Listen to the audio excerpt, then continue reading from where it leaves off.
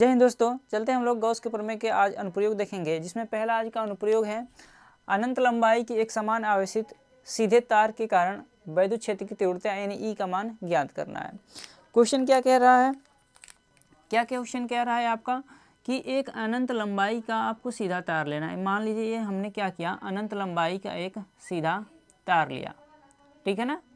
और इस अनंत लंबाई के सीधे तार पर आपको क्या करना है, एक सामान्य रूप से हम इसमें क्या करते हैं, आवेश वितरित कर देते हैं, ठीक है। फिगर आपको बनाना है पेपर में, ठीक है। फिगर को आपको बनाना है, जितना डेरिवेशन होगा उन सारे डेरिवेशन में आपको फिगर को बनाना आवश्यक है। तो ये आपका एक अनंत लंबाई की क्या है, तो एक चालक तार है जिस पे एक सामान्य रूप से आवेश वितरित किया है हमने, ठीक है। और उसके बाद से हमने क्या किया है, तो यहाँ पे सबसे पहले आपको गॉसियन पृष्ठ की कल्पना कर लेनी है। तो यहाँ पे हमने गॉसियन पृष्ठ की कल्पना कर ली, ठीक है। तो गॉसियन पृष्ठ की यहाँ पे हमने कल्पना किया, ठीक है। और इस चालक तार की लंबाई हम अभी मान लेते हैं कितना है, तो आपको सर इसकी लंबाई को आप मान लो कितना, तो इसकी जो लंबाई है वो हम मान लेते हैं कि L है। L इसकी क्या है, लंबाई है, ठीक है ना। क्या लंबाई इसकी, तो L इसकी लंबाई है। अब हम बात कर लें कि यहाँ आपको पता है कि प्लस क्यू आवेश के कारण, यानी प्लस आवेश के कारण जो विद्युतीय क्षेत्र होता है वो क्या होता है, तो बाहर की तरफ होता है। क्या होती है, तो बाहर की ओर होती है। तो यहाँ पे आपको देखने को मिलेगा कि अगर हम आपको दिखाएं तो यहाँ पे 3 पृष्ठ दिखेंगे, एक ये पृष्ठ, एक ऊपर वाला पृष्ठ और ये आपका एक वक्र पृष्ठ। यानी हम कहें कि मान लो ये आपका चालक तार है, तो इस चालक तार पे तो एक पृष्ठ ये है वक्र पृष्ठ वाला, और एक दूसरा आपका पृष्ठ ये है, और तीसरा पृष्ठ नीचे वाला, ठीक है ना। तो एक पृष्ठ ऊपर का, एक पृष्ठ नीचे का, और ये आपका एक वक्र पृष्ठ, यानी 3 पृष्ठ हैं। और तीनों पृष्ठ से आपको क्या निकलेंगे, वैद्युत क्षेत्र निकलेंगे। देखो, तो यहाँ से हम वैद्युत क्षेत्र निकालें, यहाँ वैद्युत क्षेत्र आपको हमने माना वैद्युत क्षेत्र ई है। और बात करें यहाँ से अगर क्षेत्रफल सदिश से, क्षेत्रफल सदिश भी क्या होगा, तो क्षेत्रफल सदिश भी आपका बाहर की ओर ही होगा, ठीक है, लंबवत बाहर की ओर ही होगा। इस क्षेत्र से अगर हम विद्युतीय क्षेत्र की बात करें तो विद्युत क्षेत्र भी क्या होगी, तो बाहर की ओर होगी। और इसका जो क्षेत्रफल सदिश होगा वो लंबवत तो क्या होगा, बाहर की ओर होगा, ठीक है। ऐसे ही यहाँ पे भी इसके विद्युतीय क्षेत्र क्या होगा, बाहर की तरफ, और इसका क्षेत्रफल सदिश, ये विद्युतीय क्षेत्र जो है बाहर की तरफ, क्षेत्रफल सदिश जो डी होता है वो क्या है, लंबवत बाहर की ओर होगा। क्लियर इतनी बातें। तो 3 पृष्ठ यहाँ पे आपको निकला है, और तीनों पृष्ठ से क्या होंगे, तो जैसे विद्युत धारा प्रवाहित करेंगे तो क्या होगा, उसमें चारों तरफ क्या होंगे, तो फ्लक्स डेवलप होंगे, ठीक है। जो फ्लक्स निकलेंगे वो फ्लक्स की हम बात कर लेते हैं। तो फ्लक्स यहाँ पे हम ले लें, कुल फ्लक्स अगर हम फाई ई लें, तो पृष्ठ नंबर 1 से इसको अगर हम पृष्ठ S1 पृष्ठ दे दें, यहाँ पे हम क्या मान लेते हैं, इसे हम S1 पृष्ठ मान लेते हैं ऊपर वाले को, और ये बीच वाले जो वक्र पृष्ठ है इसे S2 मान लेते हैं, और नीचे वाले को S3 मान लेते हैं। तो S1 जो पृष्ठ है उससे फ्लक्स मान लेते हैं कि निकला आपका कितना, तो आपको सर φ1 मान लो, दूसरे वाले को मान लो φ2, और तीसरे वाले से φ3 हो गया। और आपको हमने बताया है कि डी फाई बराबर जो सूत्र होता है वो होता है ई वेक्टर डॉट में डी ए वेक्टर, या जैसे ये वेक्टर हटता है और डॉट, तो क्या होता है E D A cos theta आता है, ठीक है। ये सूत्र आपको पता होंगे। तो हमको क्या, अगर φ1 की बात करें तो φ1 की जगह हम लिख सकते हैं क्या, ई वेक्टर डॉट में डी ए वेक्टर, ठीक है। और यहाँ पे हम क्या करने वाले हैं, इस पृष्ठ 1 से निकलने वाले टोटल फ्लक्स निकालना चाह रहे हैं। तो टोटल फ्लक्स निकालेंगे तो हम क्या कहेंगे कि इसका आप समाकलन कर लो। अगर जैसे इसका आप समाकलन करोगे तो पृष्ठ 1 का सारा फ्लक्स निकल के आ जाएगा। तो यहाँ पे हम S1 दे देते हैं। S1 का मतलब क्या है, पृष्ठ 1 की बात है, प्लस φ2 का मतलब हम लिख रहे हैं S2। S2 क्या है, तो ये वक्र पृष्ठ वाला भाग, ये जो वक्र पृष्ठ है इस वक्र पृष्ठ की बात कर रहे हैं, ठीक है। इससे पहले वाले में ऊपर की बात की है, उसके बाद से ये वक्र पृष्ठ, उसके बाद से नीचे वाले सरफेस की बात करेंगे। तो यहाँ S2 बराबर φ2 बराबर सूत्र यही लगाएंगे हम लोग ना, क्या लगाएंगे, ई वेक्टर डॉट में D A vector plus S3, और सूत्र आपका यहाँ पे वही होगा ई वेक्टर डॉट में डी ए वेक्टर। और जैसे वेक्टर हटेगा तो क्या आता है, आप कहोगे सर कॉस आ जाएगा, ई वेक्टर डॉट में वेक्टर को क्या करना है, रिमूव करना है ना, वेक्टर हटेगा तो क्या आएगा, तो कॉस थीटा आ जाएगा, प्लस में ई इंटू डी ए कॉस थीटा, प्लस यहाँ पे क्या हो जाएगा, ई इंटू डी ए कॉस थीटा हो जाएगा। इतनी बातें क्लियर है। ये तो सूत्र अभी तक हमने लिखा है और कुछ नहीं लिखा है, अभी क्या लिखा है, सूत्र लिखा है यहाँ। इसको हम ऐसे लिख सकते हैं, ये बेसिक चीज़ें हैं आपको, कि जैसे यहाँ पे डॉट गुणा है यानी सदिशों का, इन सदिशों को जैसे वेक्टर हटाएंगे तो क्या आ जाएगा, तो आपको सर कॉस थीटा आ जाएगा। इतनी बातें क्लियर हैं।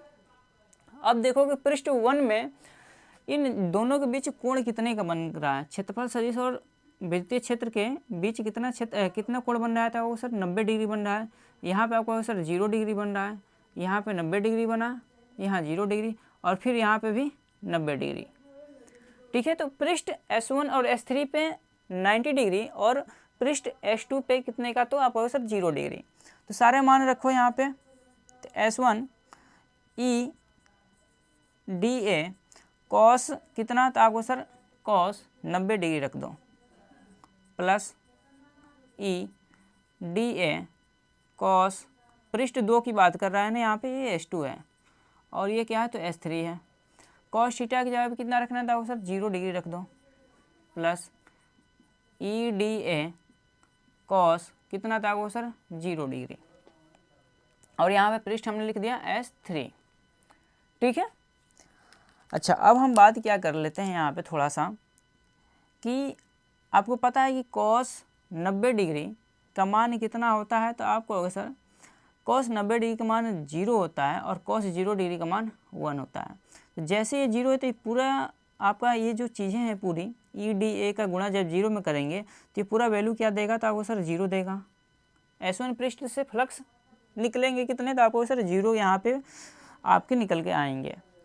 यहाँ से बात करें इस वाले S2 पृष्ठ से, तो यहाँ cos 0 बराबर होता है 1, तो 1 का गुणा करेंगे तो आएगा कितना, तो आपको सर आएगा S2 E D A cos 0 degree के जगह पे क्या आएगा, तो 1 आएगा, 1 का गुणा करेंगे तो ई इंटू डी ए आएगा, प्लस यहाँ पे भी कितना है, cos 0 डिग्री है, 0 डिग्री नहीं होगा, यहाँ पे क्या है 90 डिग्री ना, S3 पे कितना रखना था 90 डिग्री, सॉरी ठीक है, कितना रखना है 90 डिग्री रखना है।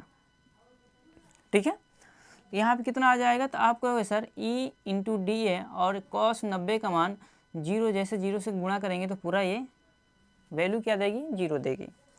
यहाँ से आपको क्या मिलेगा, तो आपको सर फाई ई इजिकल टू मिल गया मेरे को ई इंटू डी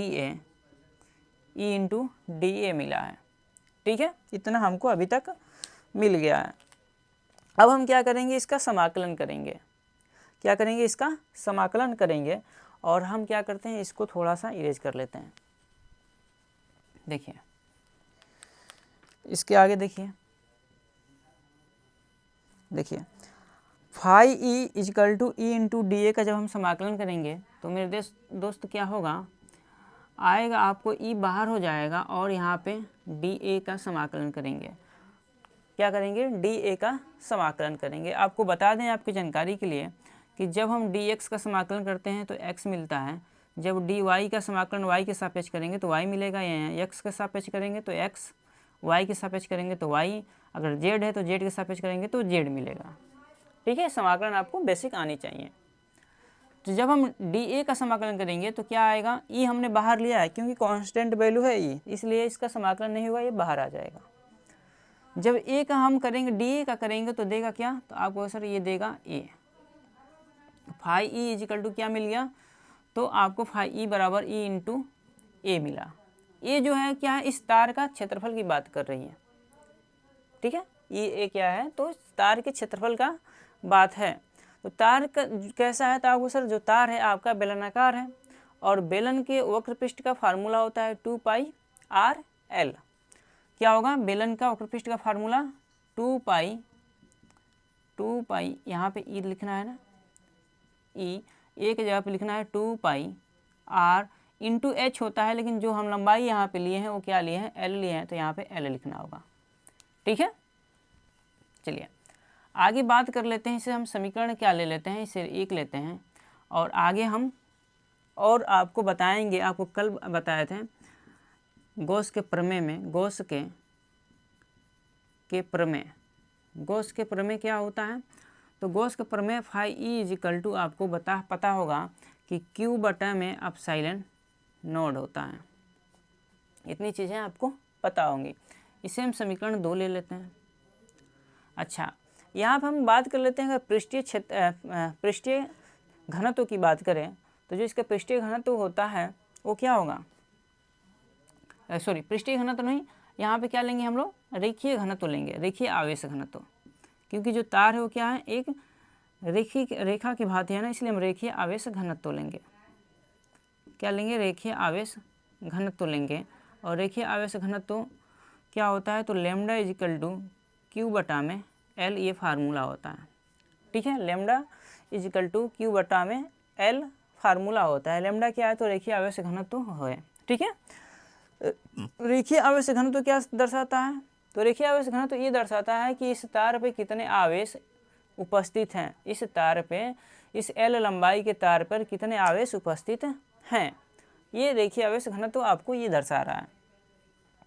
ठीक है, यहाँ से अगर हम Q बराबर निकालें तो आपको Q बराबर निकालो तो इन दोनों का आपस में क्या हो जाएगा, गुणा हो जाएगा, तो मिलेगा लेमडा इंटू एल। और इसे समीकरण हम 3 ले लिए, समीकरण 1, समीकरण 2, समीकरण 3। इस Q का मान हम उठा के समीकरण 2 में रखेंगे और यहाँ से फाई ई का मान निकालेंगे। तो यहाँ लिखेंगे थोड़ा सा क्या, समीकरण 3 व 2 से, तो यहाँ रखो फाई ई के जगह पे, फाई ई की जगह नहीं, phi E is equal to Q के जगह पर रखेंगे लेमडा इंटू एल बटा में अपसाइलन नोड, और इसे हम समीकरण मान लेंगे दोस्त 4। ठीक है, हम चाहते तो आपको ये और भी इजी तरीके से इस डेरिवेशन करा सकते थे, लेकिन आपको चीज़ें सीखनी है बेसिक, जिससे आपके सारे के सारे कंसेप्ट क्लियर रहें। ऐसा नहीं कि आप बहुत जगह पे आप इसका डेरिवेशन बस ये वक्रपृष्ठ वाला लेते हैं और तुरंत आपको यहाँ से डेरिवेशन करके फटाफट निकल जाएगा। वैसे नहीं चलना है, आपको बेसिक से पूरी चीज़ों को समझते हुए चलना है। ठीक है, यहाँ हमको क्या मिला, phi equal to lambda into L बटा अपसाइलन नोड मिल गया। और देखेंगे यहाँ भी हमारा कुल फ्लक्स निकला है और यहाँ पे भी हमारा कुल फ्लक्स फाई ई निकला है। ये दोनों क्या है, तो एक दूसरे के बराबर हो सकते हैं ना, क्योंकि यहाँ पे भी फाई ई है, यहाँ पे भी फाई ई है। इन दोनों को आपस में हम बराबर रख सकते हैं। समीकरण 1 और समीकरण 4 को हम बराबर रखने वाले हैं, तो इसके लिए हम इसे इरेज करते हैं। ठीक है, देखिए आगे की तरफ हम लोग चलते हैं। देखिए आगे हम लोग क्या करेंगे कि समीकरण 4